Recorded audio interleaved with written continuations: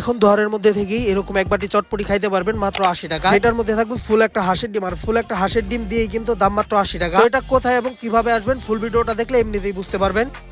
তো hello guys, আসসালামু আলাইকুম। কি অবস্থা সবার, কেমন আছেন সবাই? তো আজকে কিন্তু আমি জুবাইর ভাই এবং সাগর ভাই যাইতেছি একটা চটপটি খাওয়ার জন্য। এই যে দেখেন, আমরা কিন্তু প্রায় চটপটির দোকানের সামনে চলে আসছে। আর চটপটির দোকানের নাম হচ্ছে ঝালটক। দোকানের সামনে এসে সরাসরি ভিতরে চলে আসে, এসে দেখি এখানে মাল আছে অল্প, কারণ আমরা অনেক রাত করে আসছিলাম এখানে। আমরা তিনজনের জন্য 3টা চটপটি চাই। তারপরে বলতেছিলাম যে 3টা হবে নাকি, বললো যে না 3টার বেশি হবে।